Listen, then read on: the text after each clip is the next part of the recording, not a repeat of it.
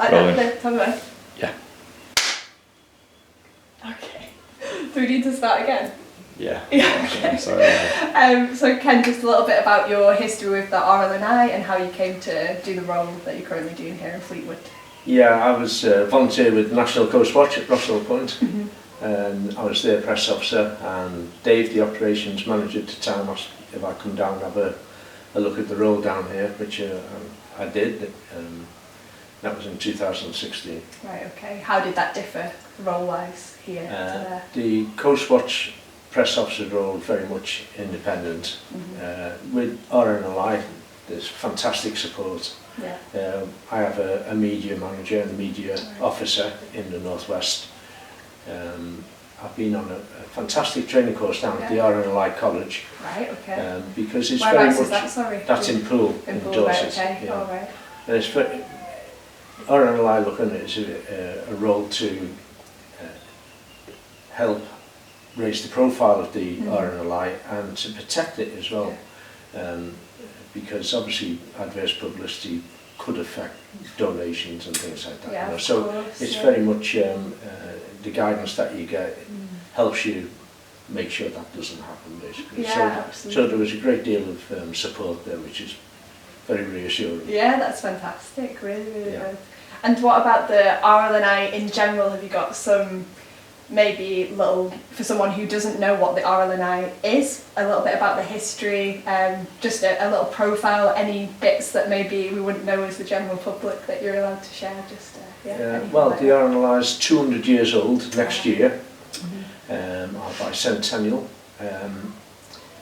It was effectively set up many years, obviously 200 years ago, by local fishermen in different ports who, when they went fishing because of bad weather, it was some of their friends, family, colleagues who were out there fishing got into difficulties. They used to go out and help rescue them. And then that was how it all started out, and then it was all formed into an organisation then. Wow, that's amazing. Up until probably the last 30, 40 years in Fleetwood here, I would say most of the crew were fishermen, because Fleetwood was quite a big fishing port. And most of the crew had maritime background and dealt with and were fishermen during the time that in their working life. Obviously over the years, as the fishing industry died in Fleetwood, that's become less sort of obvious. We do have a nautical college here, a fairly important nautical college, and we have quite a few people who with maritime background who are lecturers down there. So they're part of the crew. But we've now got policemen, paramedics, got a lady who runs her own business, kitchen shop. And so it's the RNLI have had to adapt over the years. Instead of training people to all the basics of knots and things like that, well, everybody knew that when you were in the maritime industry. They had and of those course, skills. but you have to start again and say, right, well, let's treat everybody as though they've never been seen in their lives and work through that way. So that's how it's structured now. That's really interesting. It was actually one of my favourite questions. And how do you think structurally it's different with it being now not ex-fishermen, and kind of like what's the change in, because obviously it kind of started as community and camaraderie and looking out for friends and family and stuff like that. So what's the difference moral wise, or is there any differences? I don't think in that respect, I don't think there is. At the end of the day, the volunteers, when they go out, are still reliant on their other volunteers for protecting them as well as for rescuing the people. So I don't think the camaraderie and stuff like that, I think that's all still there. I think the big difference is the training. In that the training is more intense now. The health and safety regulations are more intense.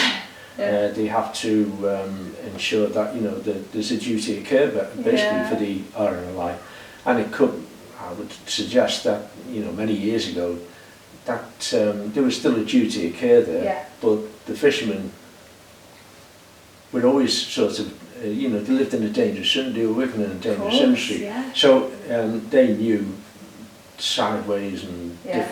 different ways of getting around problems Yeah. that they might have used, which we wouldn't use these That's days. so true. That's So, so true. but I think that's true in any industry. Where shortcuts were possible and were taken, but aren't these days. Yeah. Yeah. So I think the duty of care is a lot higher now with the RNLI than it used to be. Yeah, that makes sense. It reminds me of a story. I'm friends with a fisherman in Norway, and he told me that fishermen never learned to swim, actually, because it was better to not learn to swim, because if you fall in these dangerous seas, you shouldn't learn to swim. So I guess there's been a change over time with health and safety and all of those things, that there's probably a lot more casualties saved than there probably was, which is interesting. I don't know what the figures are, to be honest. Yeah. But the whole sort of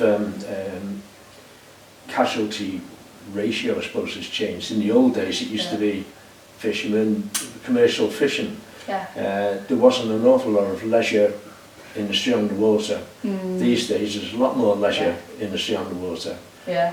Paddle boarders, jet skiers, kite surfers, and just people walking with the dogs on the sand. And that was one of our problems, is that people go walking out on the sand, and we have a 10-metre tidal range. It'd be lovely if we just gently encroached across the flat sandy beach. It doesn't, unfortunately. There's 2-metre gullies there, so once it sweeps into a 2-metre gully, you're cut off. And if it's travelling fairly fast, which it does, maybe 6 knots, then you've got a problem. So we get a lot more of that these days. Yeah, that makes sense. That leads me on to what's the most interesting story that you've had in the history of the RNLI, either personal or kind of something you've been told that's happened rescue-wise? I think there's probably been a lot more interesting rescues than this, but my memorable one was a rescue of a horse crossing Knott End in 2016. Ernie, he was called. And two young girls were out horse riding. They both sank into the mud, and he managed to get one out of the mud fairly quickly. The other one was stuck fast. And so it was just across the river from the station, so they could see what had happened. The Coast Guard called up, and they set off with the little boat with 3 people in. They realised they were going to need help. The tide was coming in, and so they requisitioned the Fleetwood Knott End ferry, took the rest of the crew that were mobilised there across with float boards and whatever, and started trying to dig this horse out, but it was thrashing around, obviously scared. Panicked, one of the members of the crew, Ian, I recall, sitting in the water, holding the head above water, this horse's head. I remember him telling me, he said, "You have no idea how heavy a horse's head is." And it gets heavier after 45 minutes. But the Coast Guard were there, the fire brigade turned up, and the tide was coming in at some speed. And they had a vet on hand who was ready to euthanize the horse when it got too far. Unfortunately, the horse, after a while, it must have been exhausted or whatever, but basically give up, from what I understand, give up, and you were able to dig it out, and it was rescued. And it's memorable for me because I'd just come back off holiday, so I was completely oblivious to what was going on. On my phone, and just literally, first thing in the morning, the phone started going berserk. BBC, ITV, asking about this horse rescue, which I was completely oblivious about. So I shot down to the station, and I got told the story, and then we arranged interviews with different members of the crew for TV. And for a day and a half, really, it was fairly chaotic. Oh God. Even on the Wednesday, I had a phone call from Horse and Hound magazine. Really? Horse and Hound magazine, who I'd only ever heard of in one of the Hugh Grant films. Notting Hill. They rang up, and they wanted to know if we had any footage of the rescue of the horses and all that. I pointed out to the girl at Horse and Hound that she'd been about the 20th media outlet who'd contacted us about this rescue, and not one person had asked how the girls were. So So there was a long silence, and then she said, "How are the girls?" I said, "It's too late now. You can't."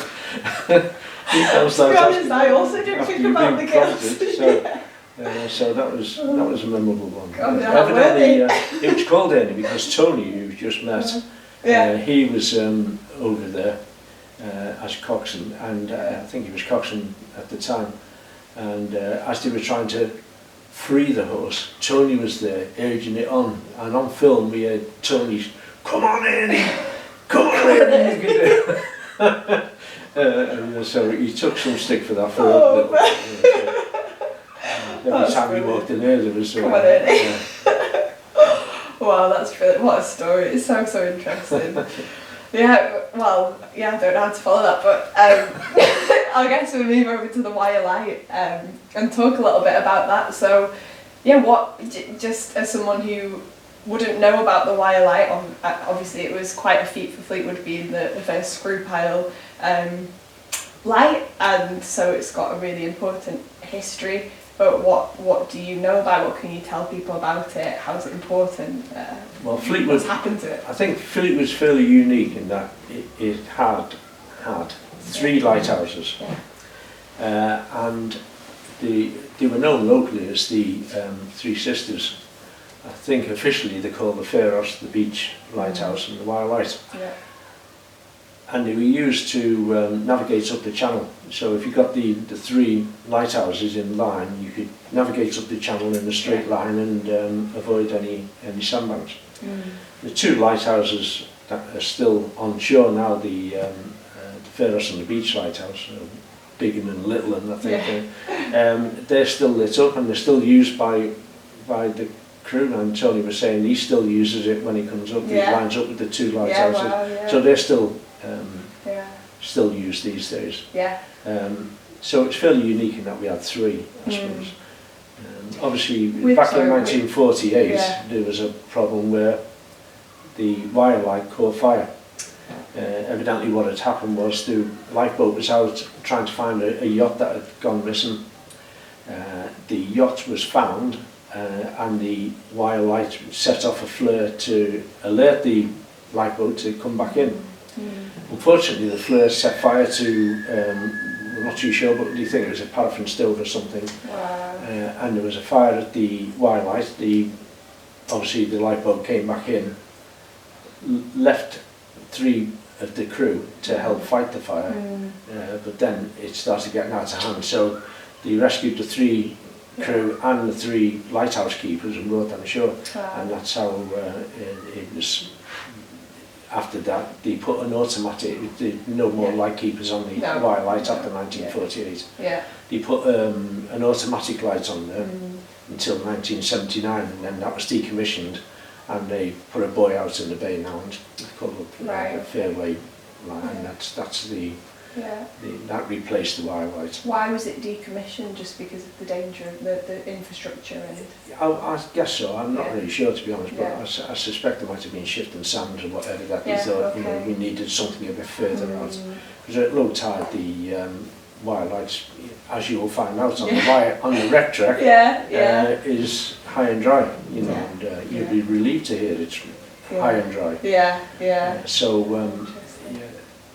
And what with, you're saying it's quite unique that it had 3 lights. Is that because the coastline here and the waters are particularly dangerous? And why was that so important for fishermen to have those 3 to line up? Yeah, because there's 2 massive sandbanks either side, maybe 4 or 5 square miles of sand either side of the channel, and it's quite a narrow channel running out to Fleetwood, out to the Loon Deep, which runs right down the centre of the estuary. And so the 3 were needed to get down that narrow channel into Fleetwood. So it was really important to navigate. Really, really important. Of course, the other thing that has been mentioned was that from a fisherman's point of view, and it was a big fishing town, when the fishermen went out to sea, they might have been away for weeks, months. When you saw the Wyre Light, it was a huge source of comfort that they were practically home cooked. So it was was a great source of comfort that they were nearly home. Yeah, well, lighthouses represent so much. That's why I'm really interested in this project, kind of what they symbolise, and for the fishermen, and also the history of like the lighthouse keeper. It's all really interesting. It's all kind of about survival. It takes a certain person to be a lighthouse keeper, doesn't it? Absolutely. To be dropped off in the middle of nowhere, basically cut off from everybody. Totally. Yeah, what a life, but also to be so kind of in tune with the nature and the seas and all of the rivers, and that knowledge is really essential. So I love watching documentaries about lighthouse keepers. I think it's absolutely amazing. It only tells us the story that when they used to come back from sea, and if the tide was out and they couldn't get in for whatever reason, they couldn't get into the dock, then they used to moor out on the out by in the bay. Wow, yeah. And of course it was near the lighthouse because they wanted to be up the channel as soon as they could. And the lighthouse keepers used to row over to them to get some fish. Really? For their tea, presumably. Oh, that's beautiful. Yeah. Oh, I love that. That's so interesting. Have you got much experience with fishing? Not whatsoever. No. And no, my background, I worked in the licence trade. Right, I never got my feet wet, so I worked in the licence trade for 30 No interest now in fishing, or? No, not whatsoever. I like a bit of fishing. I'm really got into it. Happy to eat it, but not. Yeah, exactly. Just jumping back a little bit, but what do you think?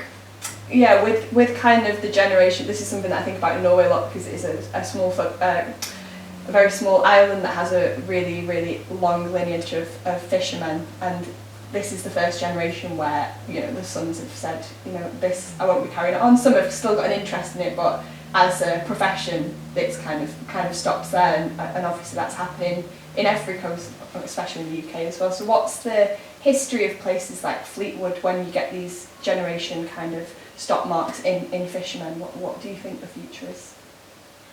Well, I think that there was I don't know if it was a generational thing where fishermen stopped being fishermen in the family, because there was a sort of seismic change in the industry when we joined the common market, and quotas were put in place. And places, if you didn't have the quotas, then there was no fishing. So I think to a certain extent the industry was forced into some sort of slowdown. And so there was no jobs for the families to go to. I think that's how it went. So Fleetwood now, they're hoping to reopen a fish processing plant. Oh, really? There's still a few little boats going out, fishing boats. I don't think it'll ever sort of go back to as it was. But it'd be interesting to see that if the fish processing turns up, then it could be another. We've got the marina now, which keeps, has its problems silting up and that, but and that's the problem. There's it's keeping the place free of silt, basically. We used to have ferries from here across to Northern Ireland, Isle of Man, going back many years. And when they stopped, the P&O boat stopped. The dredging stopped as well. And so we have problems here at the lifeboat station where we have to dredge pretty much every month to keep the edge of the pen free of silt, so that the lifeboat can get in and out. So there's 10-metre tidal range. It brings a lot of silt with it from down the river, So that it does have its problems, but quite where places like Fleetwood go in the future, I think it's for the politicians to decide. I think. Probably. I mean, rather than the lifeboat press. An artist. No, but I do think it's really interesting what you're saying. Like, the fact that maybe there will be an interest. Maybe it's more about the interest in the history of these places, and it's not necessarily that they'll become thriving fishing towns again. But it's important that we recognise that they were those places, and that the heritage doesn't die. I've been working with Fleetwood Museum a little bit and talking about that there, which is really interesting. And you go to places like San Francisco, and you have Pier 49 and a place like that. And I'm sure at some stage the leisure industry will sort of move in on. Probably. I guess it's... And as the seas get warmer and Yeah. more dolphins start, you know, trips round the bay and things like that, you know. So Yeah. and we do get dolphins here now, you Yeah, know, wow, and right. porpoises and seals and things. Seals, And yeah. you know, maybe if that increases, that then becomes like in places like Norfolk where they have trips out to the Yeah, of course. to the colonies. Yeah, I've just been in Norfolk actually. Yeah, so I didn't go, but I thought that was really interesting. You go with these little seal expeditions. But yeah, it's interesting to kind of think what the future of places like Fleetwood would be, especially when people are going to start moving out, are already moving out of the city and into the countryside. So I do think there'll be an importance on coastal towns. But yeah, I'm interested to what you think about lighthouse spaces and kind of what the potential could, I don't know if you know, but with my project I want to kind of make them into spaces, cultural spaces where you could have events, exhibitions, concerts, stuff like that. So what would you think that would be? Do you think that would be a nice asset to Fleetwood, to have spaces that are kind of hubs of culture to enjoy together? I think anything that helps sort of bring culture to, you know, different types of culture to the community, I think it's fantastic. Yeah.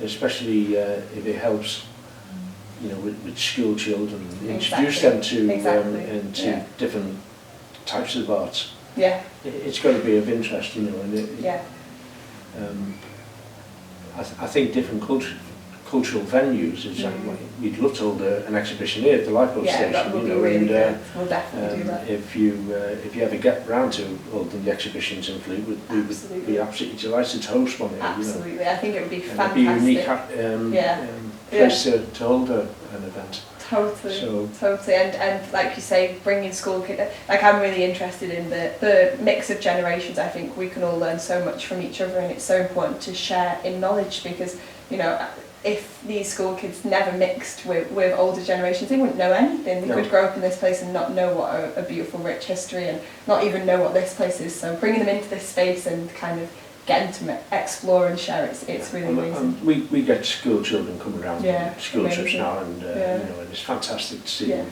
coming in. You know, give them all the helmets to put on. And, but at the end of the day, you know, it's important to us, because these school kids at some stage may become volunteers. Exactly. And so it's not, we don't bring them down here as a recruiting exercise. Specifically as a recruiting exercise, but you know, it may end up in that way. Oh yeah, it could spark an interest. You could spark an interest with the sea, with history, with so many things. So it's amazing that you bring them in. Certainly one of our volunteers at the moment, Jonathan, he used to come down with his parents on lifeboat day, see the lifeboats, and he always said, you know, that's what I want to be. I want to join the lifeboat. Oh, that's beautiful. And now he works for Cunard, and sails the Seven Seas in a big liner. But when he's not sailing the Seven Seas with Cunard, he's here as a volunteer, you know, and it's fantastic that he started off with his parents coming down to lifeboat day, where we used to get all the lifeboats in different flank stations, and he saw that, and it sparked an interest in them. That's fantastic. So. Yeah, that kind of leads me back on to you're obviously not government funded. So how do you think that the cost of living crisis has impacted funding? How important is it that people continue to work on a voluntary basis rather than a paid basis? Just a little bit about funding and how you get your avenues for money and to keep it going. Well, I think the RNLI, we've got 238 lifeboat stations around the country and Ireland, not just in Britain. And it costs around about £160 million a year to operate, which is an enormous amount of money to have to raise every year. Obviously the pandemic didn't help that, because it meant we had no fundraising activities at all for a couple of years. The 2 years we had absolutely no fundraising activities whatsoever. And so that impacted quite drastically, really. Having said that, 66% whatever it is of our funding comes from bequests from people who've left money in their will. Wow. And so that, because that's such a big percentage, that's helped us through, really. So the other 30% you know, we've had to raise in other ways with the shops and things, but obviously the shops were closed. So yeah, pandemic was more difficult than we ever imagined. Not just to RNLI, but for all charities. Absolutely. And I think the cost of living, that wasn't easy because you know, we still have to pay for fuel for the boats, the same as everybody else. You know. And, impacts you as well. Yeah. Yeah. Gosh, and how do you, these fundraising events, what have you got lined up in the diary for this year? Well, we have our Lifeboat Day, which is, I should know the date of that, but I can't recall it offhand. Which is a big occasion for us, because it's an opportunity really for us to, not only to raise money, which you know, is part of the equation, but it's also a thank you to the supporters. When we get lots of people coming, you know, big crowds come. And it's a way of saying thank you to them for their support, because it's not just the people who donate money, which is important, you know, don't get me wrong, that's vital really, but it's also an opportunity to say thank you to the employers and to the families who, you know, might be out shopping or, you know, having a family meal out somewhere when the pager goes off and, you know, the crew member says, right, I'm drop off, everything you know, and go, you find your own way home and I'm off. Yeah, it's dedication, and, isn't it? You know, and they are then stuck not knowing when they're going to come back, basically. Gosh, when the river dance went down after running around at Cleveley's, the boat was out for 7 or 8 hours, I think, and then came back, refueled, and went out again with another crew on, you know. So they go on for, you know, they can go on for some considerable time, you know. It's a real commitment, So isn't it? you just don't know when they're going to be back and whether they're safe, and, you know. So, well, especially if it's dangerous conditions or and going out that. that, So it's a way of saying thank you to them as much as anything. You know. Nice day for us, really. RNLI quite active in fundraising. There's a May Day walks going on at the moment. So, you know, there's always things going on. Yeah, fantastic. And what about the Wyre Light walk? Just tell us a little bit about that and the history of it, and the upcoming one. I'm very excited to join. Yeah, I don't know when it started. I don't know when it started. But we used to take the Wyre Light walk out until about 2012, I think it was, and then we stopped doing it because it was just getting difficult with the number of marshals and things like that. But this year is the 75th anniversary of when the Wyre Light was burned down, and so they decided to bring